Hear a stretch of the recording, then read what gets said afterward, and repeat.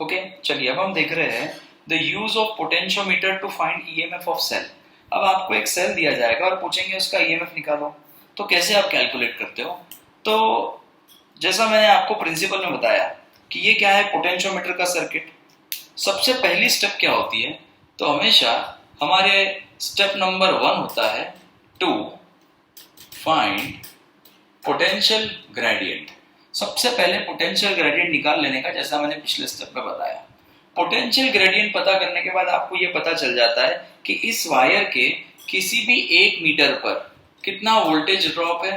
तो हम कहते हैं इस वायर के किसी भी 1 मीटर पे पीजी वोल्ट है, पोटेंशियल ग्रेडियंट वोल्ट। ओके, अब चलिए अब कैसे यूज करते हैं तो बताओ। हमको पता है ये ड्राइविंग सेल है, इसका वोल्टेज यहाँ गिर गया। तो मैंने आपको जो कॉन्सेप्ट सिखाया था उसमें ड्राइविंग जो वेरिएबल सेल था वो ए से लेकर बी तक का पोटेंशियल है। बताओ ए से लेकर बी तक पोटेंशियल हर 1 मीटर पे डिवाइड हो गया भाई। अब हम क्या करते हैं, जिस सेल का ईएमएफ मेजर करना है वो सेल को अपोजिंग मोड में लगा देते हैं। देखो यहाँ ए पॉजिटिव है और बी, ये देखो सेल का पॉजिटिव कहाँ है, ए के पास, नेगेटिव कहाँ है, बी के पास। और जो सेल का ईएमएफ मेजर करना है उसका भी पॉजिटिव इधर, नेगेटिव इधर। और यहाँ लगा देते हैं हम गैल्वेनोमीटर। ओके, और यहाँ पर अलग अलग अलग पॉइंट पर टच करते हुए हम ढूंढते हैं फिर से नल पॉइंट डी। जैसे जैसे हम अलग अलग पॉइंट पर टच करते जाते हैं, सपोज फॉर एग्जाम्पल मुझे लेंथ L1 पर नल पॉइंट मिल गया। लेंथ L1 पर नल पॉइंट मिल गया मतलब क्या है? ओके, तो दैट इज स्टेप नंबर 2। पहले तो पोटेंशियोमीटर के सर्किट को सॉल्व कर लेने का कि हर 1 मीटर पे कितना वोल्टेज है। स्टेप नंबर 2 क्या है? Find null point D and से AD इक्वल टू आया हमारा L1।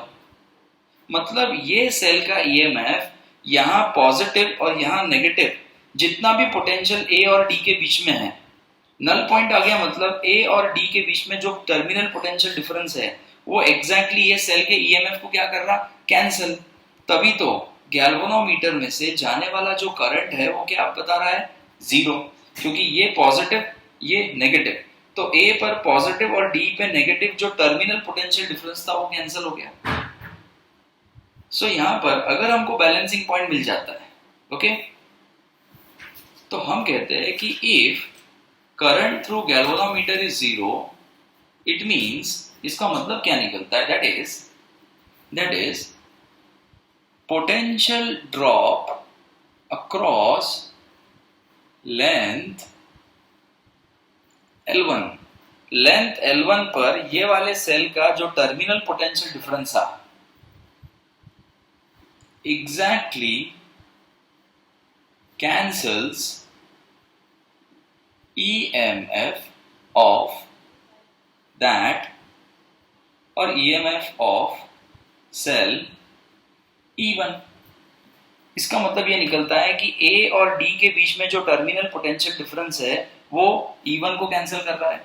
So I can write potential drop across AD is equal to what, EMF of cell। अब हम यूनिटरी मेथड यूज करेंगे। क्या यूनिटरी मेथड यूज करेंगे? ये वाला। हमने ऑलरेडी पोटेंशियोमीटर सर्किट का यानी कि A से लेकर B तक जो वायर है उसका पीजी निकाला हुआ है ना। हम क्या कहेंगे कि इस वायर के किसी भी 1 मीटर पर पोटेंशियल ड्रॉप कितना है, पीजी वोल्ट। अगर किसी भी 1 मीटर पर पीजी वोल्ट है तो ये वाला सेल जो कि L1 मीटर पे बैलेंस हुआ, जिसका पोटेंशियल डिफरेंस A और D के बीच में है, तो A और D के बीच में पोटेंशियल डिफरेंस कितना, वो सेल का ईएमएफ है। तो बताओ 1 मीटर पे पीजी वोल्ट तो L1 मीटर पे कितना। तो आप अगर इसको सॉल्व करेंगे तो डेफिनेटली आपको क्या मिलेगा, PG into L1, PG into L1। Okay, चलिए मैं आपको यही सेम चीज एक न्यूमेरिकल के थ्रू पूरा सॉल्व करके समझाता हूं कैसे। ओके,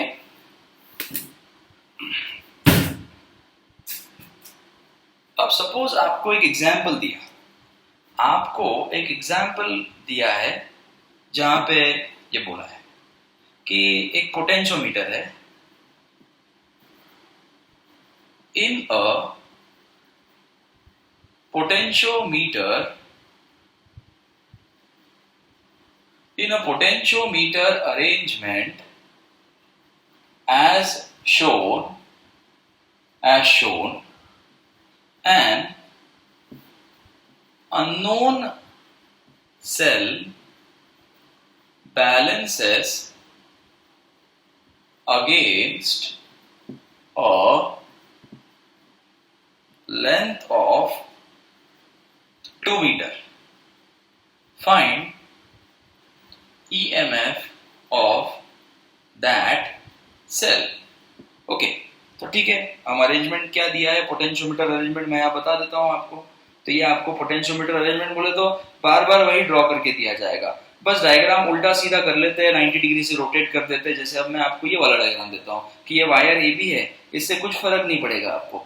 ये सेल का इंटरनल रेजिस्टेंस है 1 ओहम, ओके, और ये हमारा ड्राइविंग सेल है जो कि है 10 वोल्ट का, और यहाँ पर हमने रियोस्टैट में रेजिस्टेंस सेट किया हुआ है। Okay, so we have set a resistance in a rheostat say of about, okay, so this is say 1 ohm, okay, ये 9 ओहम है, और ये वायर का रेजिस्टेंस है 10 ओहम, और वायर की लंबाई है 2 मीटर मान लेते हैं, ठीक है। तो 2 मीटर नहीं बोल सकते, 2 मीटर तो ये पूरा ही है। सपोज वायर की लंबाई है 5 मीटर। क्वेश्चन दे दिया है आपको पूरा, ओके। सो कंप्लीट क्वेश्चन आपको दिया गया है कि ये पोटेंशियोमीटर वायर है वगैरह वगैरह, ये सब मैंने आपको जैसा सिखाया है कि सबसे पहला स्टेप क्या है आपका। तो हमारा सबसे पहला स्टेप क्या है, पोटेंशियल ग्रेडियंट निकालने का।